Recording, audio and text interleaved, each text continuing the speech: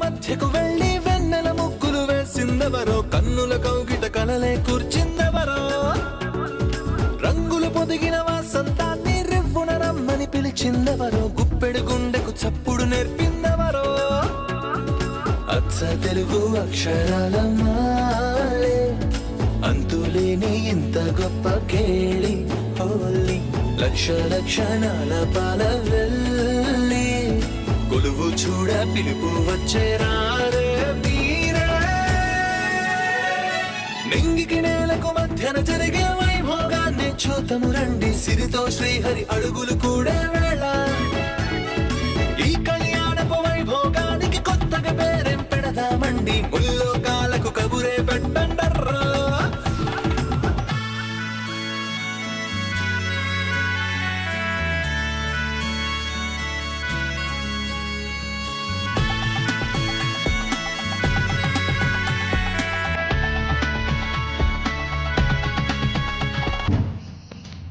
ఏమిటి పెద్ద అయినా ఇది?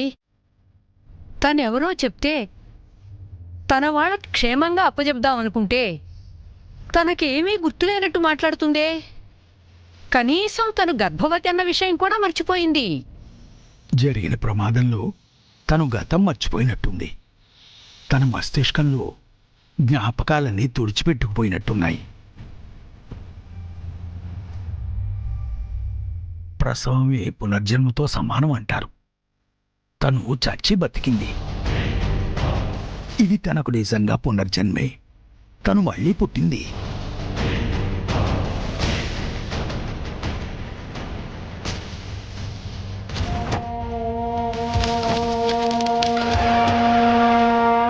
ఇప్పుడు తను ఆ ఇద్దరు బిడ్డలకు తల్లి కాదు, ఆ బిడ్డలతో సమానమైన మూడో బిడ్డ, పసిబిడ్డ.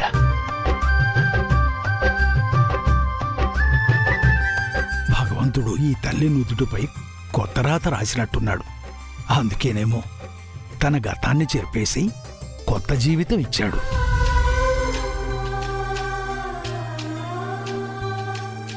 ఇక ఆ దేవుడే ఈ తల్లిని ముందుకు నడిపించాలి, తన వారి దగ్గరికి చేర్చాలి.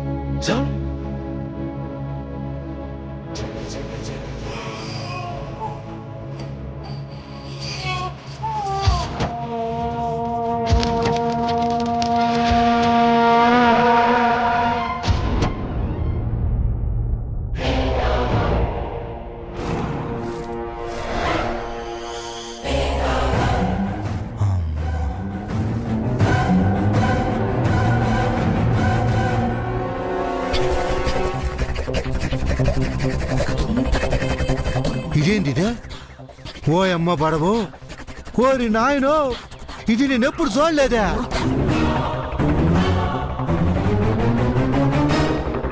కట్టుకున్న భార్యను కష్టాల పాలు చేసే కడతీర్చిన మనిషి కళ్ళెదుటుగా ఉంటే కత్తులతో పొడిచి సంపాల్సింది పోయే కనికరించటమేంటే?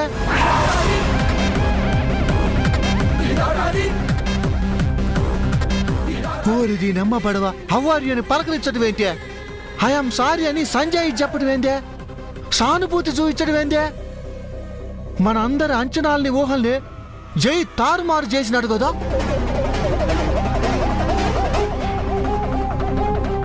జైని చిన్నప్పటి నుంచి చూస్తున్నాను. వాడింత శాంతంగా ఉండటం ఇదే మొదటిసారి. వాడి మనసులో ఏముందో ఏమీ అర్థం కావటం లేదు. నిత్యనెందుకు వదిలేశాడంటారు? ఇప్పుడు జై మనసులో మంగ మాత్రమే ఉంది. తను లేదన్న బాధ, తిరిగి రాదన్న దిగులు, మంగ లేకుండా ఎలా బతకాలన్న భయం, ఇవన్నీ జైని చుట్టుముట్టాయి.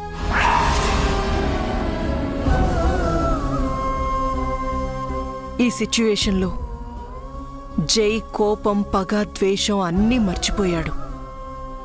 జై తిరిగి మామూలు మనిషి అయ్యే వరకు తన రియాక్షన్ ఇలాగే ఉంటుంది.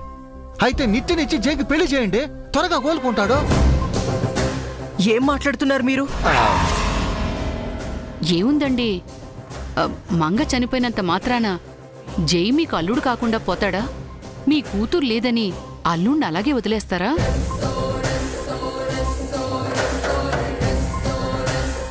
అయినా జైకి నిత్యకే కదండే ముందు నిశ్చితార్థమైందే. శాపంతో మంగ చనిపోయింది కాబట్టి నిత్యకే సమస్య లేదు, హ్యాపీగా జైతో 100 years ఉంటుంది. ప్లీజ్ దయచేసి ఆపుతారా? మంగ చనిపోయి 2 రోజులు కూడా కాలేదు, అప్పుడే జైకి మరో పెళ్ళా? ఈ మాట నాతో అన్నారు కాబట్టి సరిపోయింది. ఇదే జైతో అనుంటే మిమ్మల్ని షూట్ చేసేవాడు.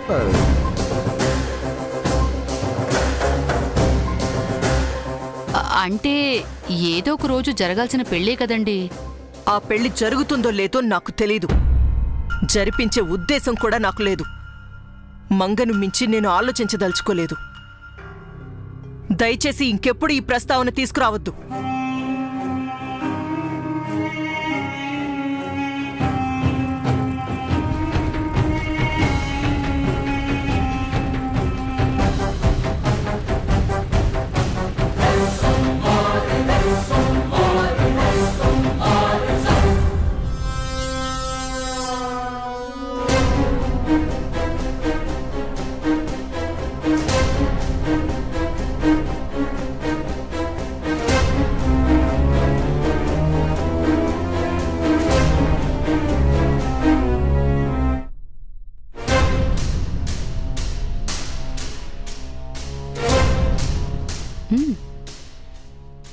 ఏంటమ్మా నిత్య, నువ్వింత ఓవర్ యాక్షన్ చేసినా నువ్వు మారావని మీ అమ్మ అర్థం చేసుకోవట్లేదు.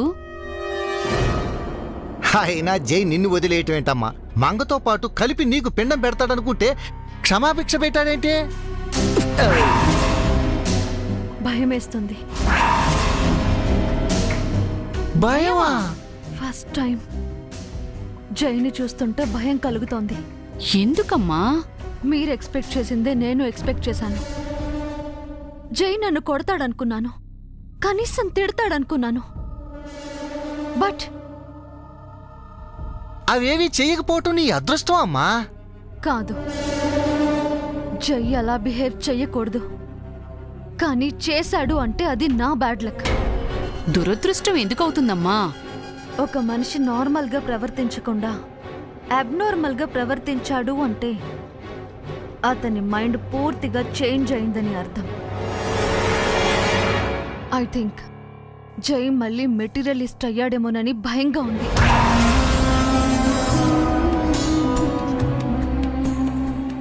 అంటే జై రాతి మనిషిలా మారిపోయాడంటున్నావమ్మా? Maybe it's possible. అంటే మంగ చావు వాణ్ణి మార్చేసిందంటావా నిత్య? మంగ రాకముందు జై ఎలా ఉన్నాడో ఇప్పుడు జై అలా మారిపోయాడు అనుకుంటున్నాను.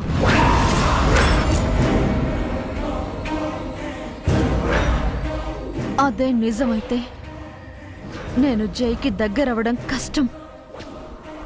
జైని దారిలోకి తెచ్చుకోవడానికి చాలా టైం పడుతుంది. అసలు జై మళ్ళీ మనిషి అవుతాడా లేదా అన్నది కూడా డౌటే.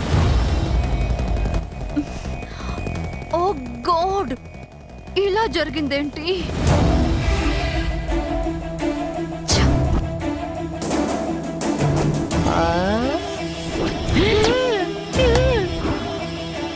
కాగల కార్యం గంధర్వులే తీర్చారంటే ఇదే చంద్రిక. మనం జైకి నిత్యను దూరం చేయాలనుకుంటే నిత్య దూరం అయ్యేలా ఉంది. స్వరూపకు కూడా నిత్యకు జైకి పెళ్లి చేసే ఉద్దేశం లేదు. మన రొట్టె విరిగి నేతిలో పడింది. ఇప్పుడు మనం కరెక్ట్గా పావులు కదపగలిగితే మన స్వప్న ఆ ఇంటి కోడలవుతుంది, ఆ ఆస్తి మనదవుతుంది. Yes! Yes!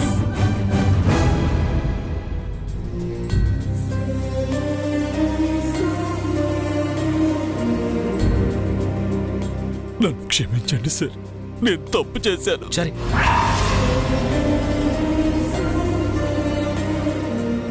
ఏం తప్పు చేశావు?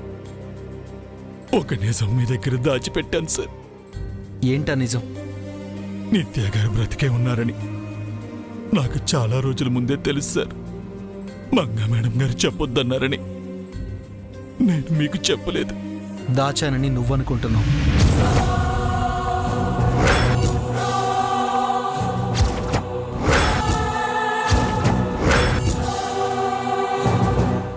సార్, నిత్య బతికే ఉందని నాకెప్పుడో తెలుసు.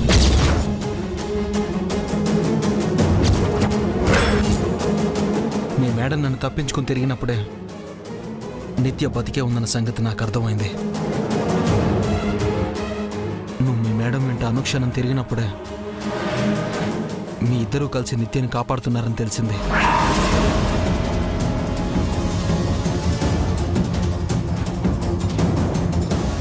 మీ మేడం నిత్యకు బ్లడ్ ఇచ్చినప్పుడే వాళ్ళ మధ్య రిలేషన్ ఏదో ఉందని డౌట్ వచ్చింది. మీ మేడం కోసం స్వరూప అంటే కేర్ తీసుకున్నప్పుడు ఆ డౌట్ ఇంకా స్ట్రాంగ్ అయింది. ఒక శాపం తప్ప అన్నీ ఎక్స్పెక్ట్ చేశాను.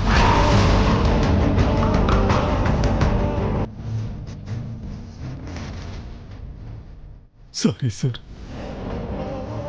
మిమ్మల్ని మోసం చేసినందుకు పశ్చాత్తాపంతో తలదించుకుంటున్నాను. ఇందులో మోసం ఎక్కడ ఉంచారే? మీ మేడం చెప్పింది నువ్వు పాటించావు, అంతేగా? కానీ నిత్య గారి గురించి మీకు చెప్పుండాల్సింది సార్. నాకు తెలియకపోతే కదా నువ్వు చెప్పడానికి. మరి అంతా తెలిసి నిత్య గారిని ఎందుకు వదిలేశారు సార్? వదిలేక ఏం చేయమంటావు చారి? పగ తీర్చుకోమంటావా? ఎవరి కోసం పగబట్టాలి? ఎవరి కోసం ప్రతీకారం కోరాలి?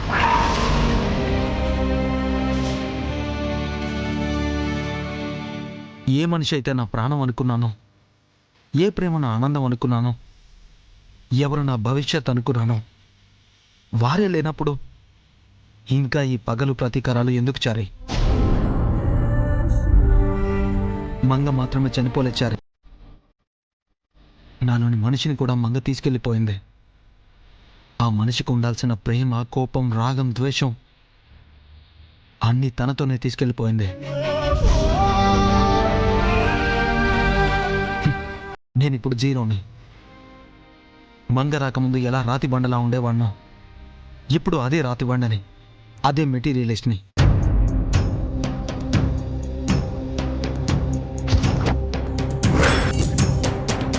నాకు ఫీలింగ్స్ లేవు, ఎమోషన్స్ లేవు, ఎథిక్స్ కూడా లేవు. సర్వం కోల్పోయాను. I lost everything, everything. అలా అనకండి సార్. మీరు మంగా మేడం గారు ప్రేమించిన వ్యక్తి, ఆ గొప్ప వ్యక్తి దేవుళ్ళ పూజించిన మనిషి మీరు. భక్తులున్నంతవరకే దేవుడు ఉంటాడు చారి. భక్తులు రావడం మానేస్తే ఎంత పెద్ద గుడి అయినా దెయ్యాల కోపంగా మారిపోతుంది. మనల్ని ప్రేమించే మనిషినంతవరకే మనలో ప్రేమ ఉంటుంది. ఆ మనిషే లేనప్పుడు ప్రేమ మాత్రం ఎందుకుంటుంది? నువ్వు వెళ్ళే గుడి మనసు, నువ్వు మొక్కే దేవుడు ప్రేమ, నువ్వు చేసే పూజ నమ్మకం. గుడి ఉంటే దేవుడు, దేవుడు ఉంటే పూజ, మనసుంటే ప్రేమ, ప్రేమ అంటే నమ్మకం.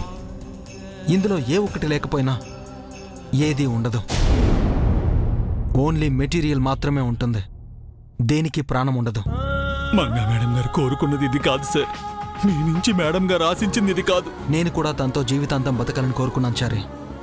తనతోనే ఉండాలని ఆశపడ్డాను. జరిగిందా? లేదే. నా ప్రయాణం ఒంటరైపోయింది.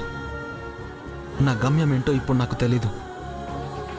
ఎందుకు బ్రతకాలో తెలియనప్పుడు ఎలా బతుకుతున్నానన్నది అనవసరం కదా చారి. ప్లీజ్ సార్, మీరు అలా మాట్లాడకండి. దయచేసి మారిపోకండి సార్. నా చేతిలో ఏం లేదు చారి. నన్ను చేయి పట్టి నడిపించే నా సారథి లేదు. నా పాదాలు ఎట్టిపోతాయో అదే నా ప్రయాణం. సార్ సార్ సార్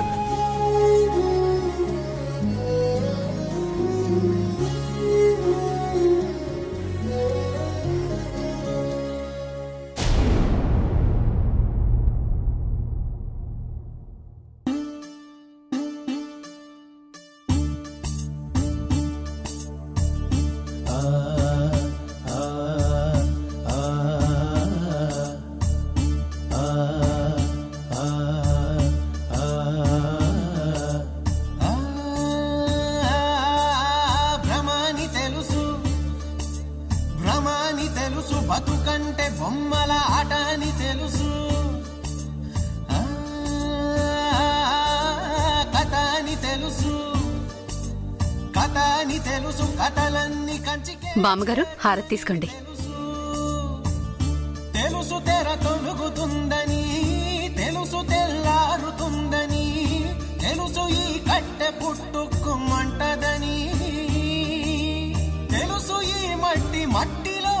బామ్మగారు పొద్దున్నే ఏమిటా కన్నీళ్ళు? సీత లేని అయోధ్యలో రాముడు పడిన ఆవేదన తలుచుకుంటే కన్నీళ్ళు ఆగట్లేదు కల్పన. ఆ రాముడి వేదన ఈ పుస్తకాల్లో చదివాను. మన రాముడి రోదన రోజూ ప్రత్యక్షంగా చూస్తున్నాను. రాముడికైనా సీత ఎక్కడున్నా ప్రాణాలతో ఉన్నదన్న ఆశ ఉండేది.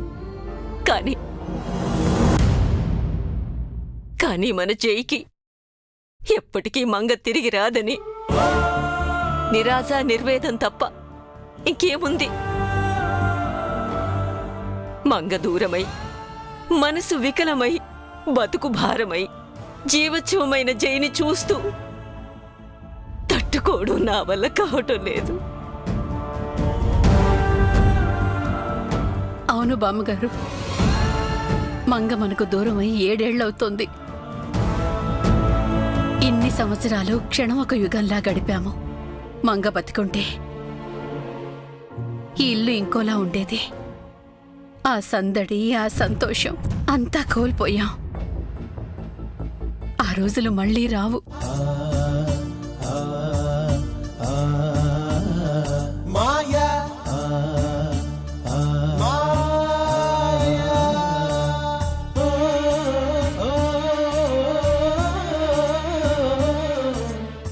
లేని లోటు ఎవరూ పూడ్చలేరు. ఆ దేవుడే మనల్ని ఈ ఇంటిని కాపాడాలి.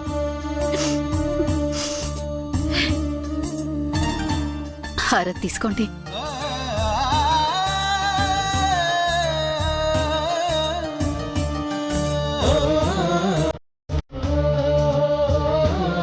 వదినా, ప్రసాద్ అన్నయ్య వచ్చి హారతి తీసుకోండి.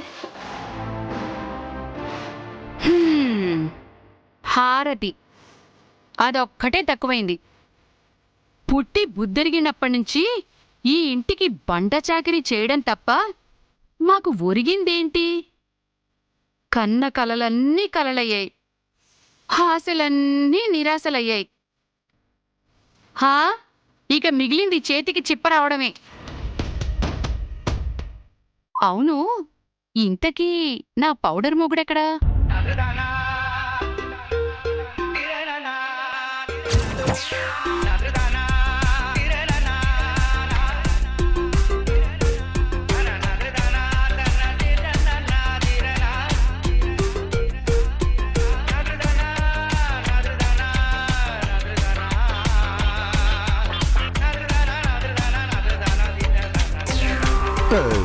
ఓసినా వెర్రి మొగుడా, తలకి రంగేసి వయసు తగ్గించుకుందాం అనుకుంటున్నావా?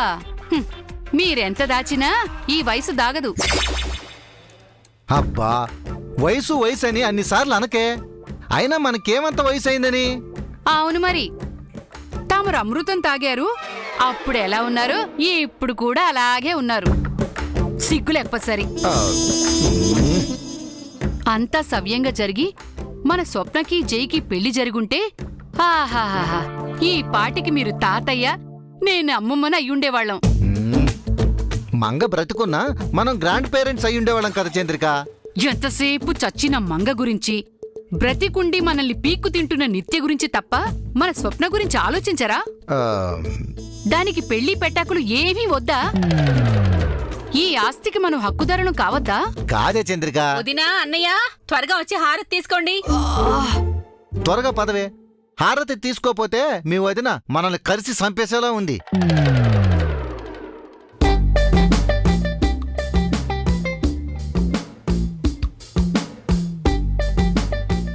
దులుపుకో. పద పద పద.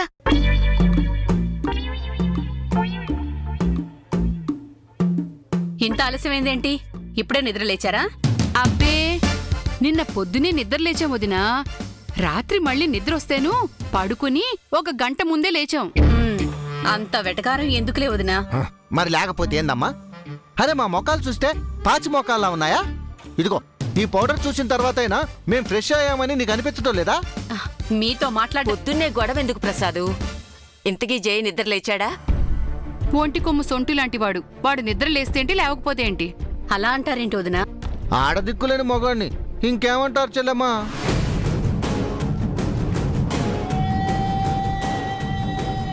మా స్వప్నకు జైని ముడేయమని ఏడ్చి మొత్తుకుని చెప్పాం.